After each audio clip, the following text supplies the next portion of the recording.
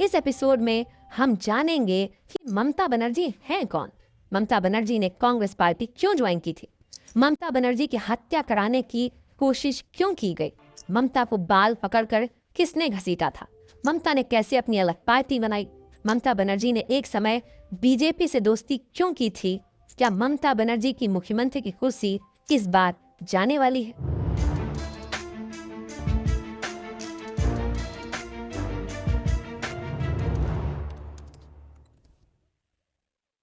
पश्चिम बंगाल के कोलकाता से सटे गांव में ममता बनर्जी का जन्म हुआ था। बहुत कम उम्र में ही ममता का परिवार कोलकाता आकर बस गया। ममता बनर्जी के पिता प्रोमिलेश्वर बनर्जी ने देश की आजादी की लड़ाई में हिस्सा लिया था, जिसके कारण ममता को बचपन से ही राजनीति और समाज की समझ थी। ममता के जन्म की तारीख को लेकर भी एक दिलचस्प किस्सा है।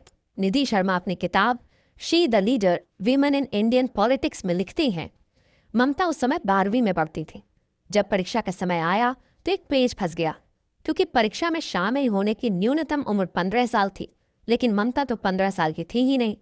इसलिए उनके पिता ने 5 साल बढ़ाकर उनकी उम्र 5 जनवरी 1955 लिखवा दी, जबकि ममता बनर्जी का जन्म 5 जनवरी को नहीं बल्कि 5 अक्टूबर को हुआ था। ममता की उम्र जब 17 साल थी तब उनके पिता की मृत्यु हो गई। ममता और उनके परिवार के लिए ये बेहद दुखद समय था, क्योंकि ममता के भाई बहन अभी कमाने लायक नहीं हुए थे। ममता के बड़े भाई ने गांव में अपनी पुश्तैनी जमीन बेचकर परिवार को संभाला। ममता ने कोलकाता के जोगमाया देवी कॉलेज से इतिहास में ग्रेजुएशन किया। उसके बाद कलकत्ता विश्वविद्यालय से इस्लामी इतिहास में पोस्ट ग्रेजुएशन भी किया। कलकत्ता यूनिवर्सिटी से ही ममता ने राजनीति की शुरुआत की। ममता बनर्जी के पिता पुराने कांग्रेसी थे, इसलिए ममता का भी झुकाव कांग्रेस पार्टी की तरफ था। उन दिनों पश्चिम बंगाल के विश्वविद्यालयों में वामपंथी छात्र संगठन डीएसओ यानी डेमोक्रेटिक स्टूडेंट्स ऑर्गेनाइजेशन का बोलबाला हुआ करता था। ममता इन दिनों कांग्रेस पार्टी के लिए छात्र राजनीति करती थी। ममता बनर्जी ने इस कम्युनिस्ट छात्र संगठन को चुनौती देने के लिए अपने साथियों के साथ मिलकर छात्र परिषद की स्थापना की। यह छात्र संगठन कांग्रेस की विचारधारा से ताल्लुक रखता था। जब ममता कांग्रेस पार्टी के लिए छात्र राजनीति कर रही थीं, उस समय देश की प्रधानमंत्री इंदिरा गांधी थीं। 1974 में ही पूरे देश में इंदिरा गांधी के खिलाफ समाजवादी नेता जयप्रकाश नारायण ने संपूर्ण क्रांति का आह्वान कर दिया। यह छात्र आंदोलन पटना से शुरू हुआ और बाद में पूरे देश में फैल गया। इसी आंदोलन के सिलसिले में जेपी कोलकाता विश्वविद्यालय आए थे। ममता बनर्जी जेपी का विरोध करते हुए उनकी गाड़ी के ऊपर चढ़ गईं। अगले दिन अखबारों में ममता बनर्जी की तस्वीरें छपी थीं। छात्र राजनीति के साथ साथ ममता बनर्जी ने अपनी पढ़ाई कभी नहीं छोड़ी। ममता का राजनीतिक सफर 21 साल की उम्र में साल 1976 में महिला कांग्रेस महासचिव पद से शुरू हुआ था। ग्रेजुएशन करने के बाद ममता ने पोस्ट ग्रेजुएशन किया, फिर ममता ने बीएड किया और फिर कोलकाता विश्वविद्यालय में लॉ की पढ़ाई की। आपको याद होगा कि एपिसोड की शुरुआत में हमने बताया था कि ममता ने पिछले दिनों सुप्रीम कोर्ट की बहस में हिस्सा लिया। दरअसल ममता ने लॉ की पढ़ाई की थी। लॉ की पढ़ाई करना उस रोज सुप्रीम कोर्ट में ममता बनर्जी के काम आ रहा था। साल 1977 का आम चुनाव भारतीय लोकतंत्र को एक अलग मुहाने की ओर धकेल रहा था। जयप्रकाश नारायण की संपूर्ण क्रांति की लहर के कारण पूरे देश में कांग्रेस का सफाया हो गया था। यहाँ एक बात गौर करने वाली है कि कम्युनिस्ट पार्टी का एक बड़ा धड़ा सीपीआई इंदिरा गांधी की इमरजेंसी का समर्थन कर रहा था, तो वही दूसरा धड़ा सीपीआई-एम यानी कम्युनिस्ट पार्टी ऑफ इंडिया मार्क्सवादी ने इमरजेंसी का विरोध किया था। सीपीएम का एक बड़ा जनाधार पश्चिम बंगाल में था। इंदिरा गांधी और कांग्रेस पार्टी का पूरा देश में विरोध हो रहा था। पश्चिम बंगाल भी इससे अछूता नहीं था। 1977 में बंगाल में विधानसभा और लोकसभा के चुनाव हुए। इस चुनाव में कांग्रेस पार्टी का सूपड़ा साफ हो गया। दिल्ली में मोरारजी देसाई के नेतृत्व में जनता पार्टी की सरकार बनी। वहीं बंगाल में सीपीएम सत्ता में आई। यहाँ एक रोचक बात है कि सीपीएम ने बंगाल में पूरे 34 साल तक शासन किया और सीपीएम को सत्ता से हटाया उसी नौजवान लड़की ने जो पढ़ाई के दौरान कोलकाता की सड़कों पर सीपीएम के खिलाफ पोस्टर चिपकाया करती थी। 1984 के लोकसभा चुनाव की तैयारियां चल रही थी। कुछ ही महीने पहले प्रधानमंत्री इंदिरा गांधी की हत्या हुई थी। अब कांग्रेस की कमान राजीव गांधी के हाथों में थी। इंदिरा गांधी की हत्या के कारण पूरे देश में कांग्रेस को लेकर सहानुभूति की लहर थी, लेकिन बंगाल को जीतना अभी भी मुश्किल था, क्योंकि सीपीएम एक कैडर बेस्ड पार्टी थी और जनता में उसका खूब जनाधार था। निधि शर्मा अपनी किताब she the leader women in Indian politics में लिखती हैं, एक दिन राजीव गांधी अपने दोस्त अरुण नेहरू के साथ बैठकर उम्मीदवारों की लिस्ट तैयार कर रहे थे। तभी एक लड़की दंदनाती हुई कमरे में आ पहुंची। लड़की कांग्रेस के पक्ष में नारे लगा रही थी। यह लड़की कोई और नहीं बल्कि ममता बनर्जी थी।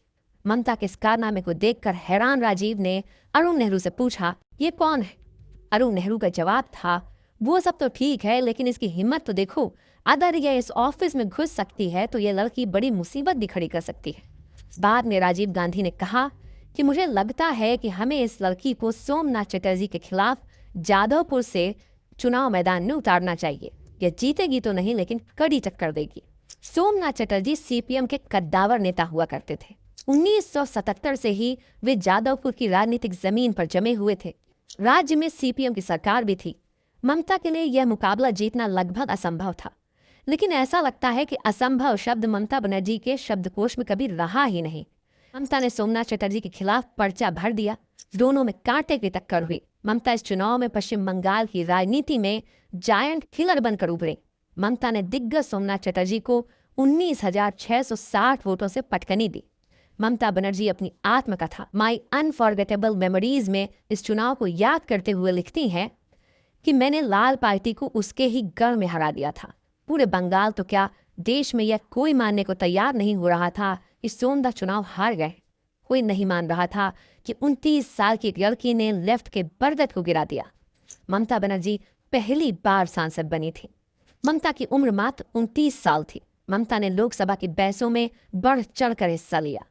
एक बार ममता सदन में अपनी बात रख रही थी। विपक्षी सांसद ममता को बीच बीच में टोक रहे थे। ममता उन दिनों हाथ में चांदी की चूड़ी पहना करती थी। ममता ने उसे उतारकर समाजवादी नेता मधु दंडवते के सामने रखते हुए कहा कि अगर आप लोगों में हिम्मत नहीं है तो यह चूड़ी पहनकर बैठ जाइए। 1989 के लोकसभा चुनाव में हवा कांग्रेस के खिलाफ थी। बोफोर्स घोटाले का मुद्दा पूरे जोरों पर था।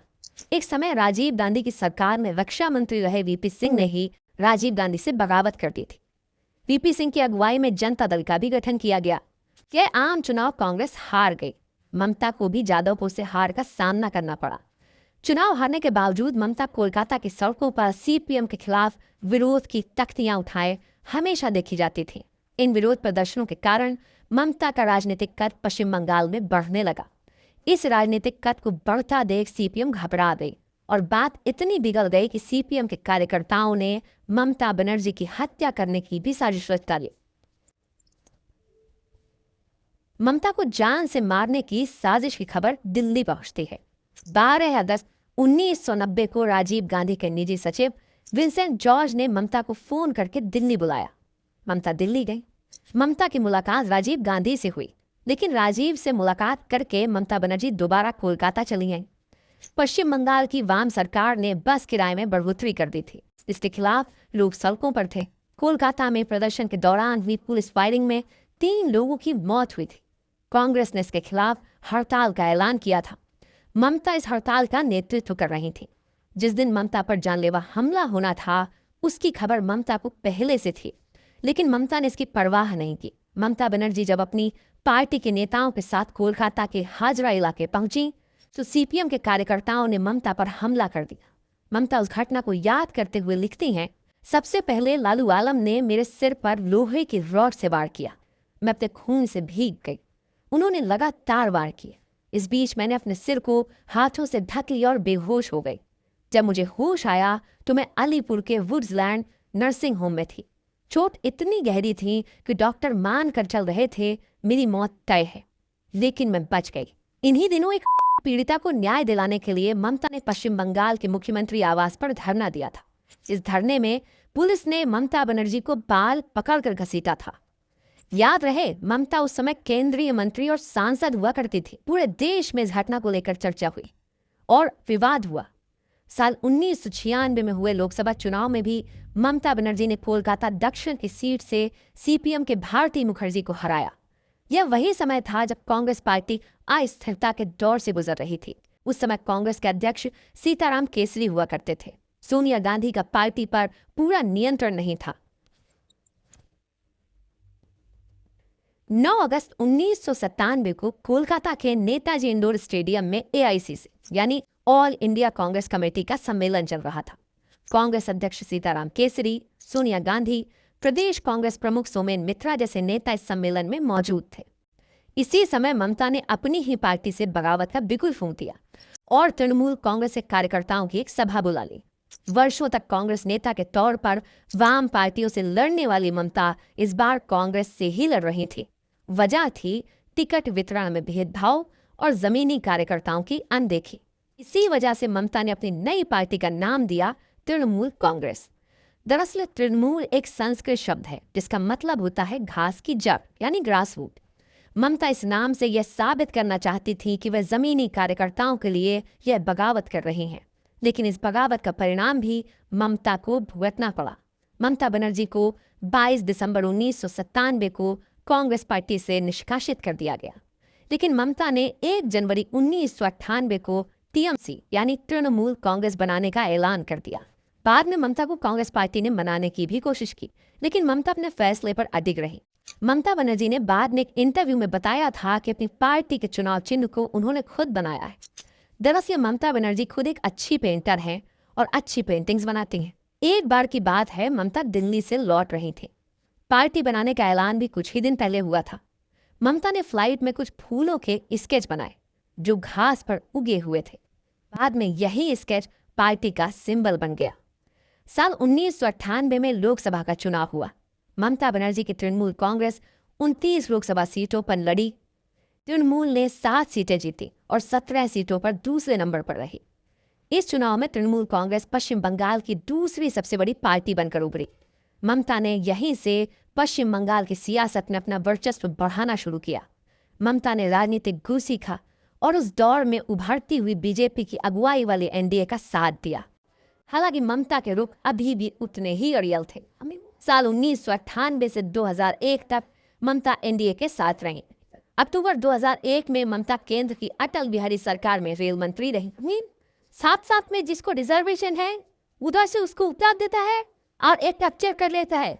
सर सिक्योरिटी रेलवे का पास में नहीं है, स्टेट गवर्नमेंट का पास में है। Government railway police 10 GRP, we pay 50% to the GRP. लेकिन तहलका कांड के कारण ममता ने रेल मंत्री के पद से इस्तीफा दे दिया। ममता ने अपने सहयोगी कई बार बदले।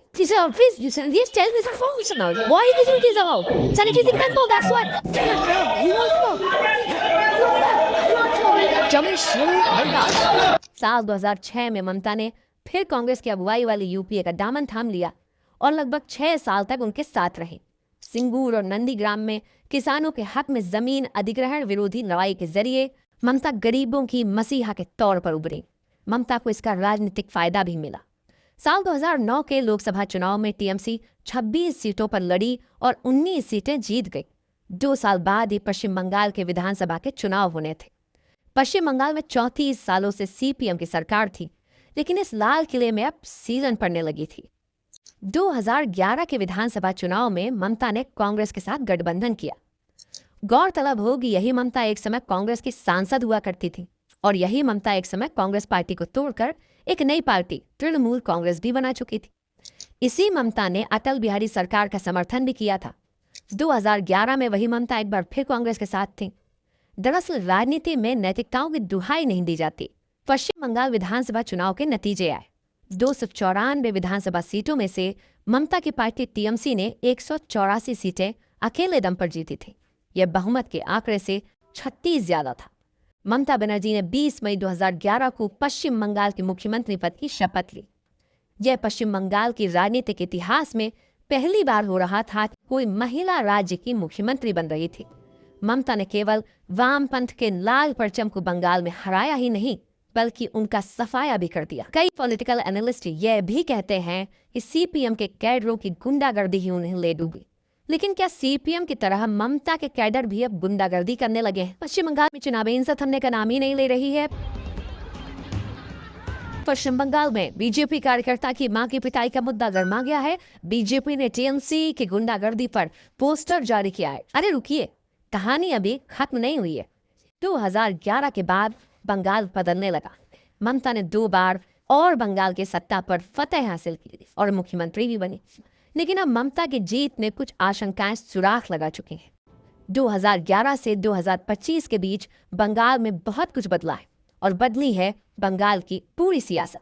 जिस ममता बनर्जी ने अपने राजनीतिक जीवन की शुरुआत में लेफ्ट पार्टी सीपीएम के खिलाफ हल्ला बोला था और उसे बंगाल में हराया भी था, वही ममता आज राइट विंग की पार्टी बीजेपी से क्यों लड़ रही? আমি আবার বলছি আমি দুর্বল নই, আমি শক্তিশালী লোক, যতদিন বাঁচবো মাথা উঁচু করে চলবো, আর যতক্ষণ বাঁচবো रॉयल देखबो टाइगर मतो बाजबो। एक समय लेफ्ट का गढ़ माना जाने वाला बंगाल अब बीजेपी का गढ़ क्यों बनता जा रहा है? इन 15 सालों में बंगाल में आखिर क्या हुआ है? क्या बांग्लादेश के मुसलमान ममता के वोटर हैं? इन सब सवालों के जवाब जानने के लिए आपको करना होगा दुनिया रोज बनती है कि अगले एपिसोड्स का इंतजार। दुनिया रोज बनती है कि इस एपिसोड को लिखा था हमारे साथी शुभम ने। आप हमारी प्लेलिस्ट पर जाएं, हमारे और भी एपिसोड्स देखें, कमेंट करके हमें बताएं कि किन किन किरदारों की कहानियां जानना और सुनना आपको अच्छा लगता है। वीडियो देखने के लिए बहुत बहुत शुक्रिया।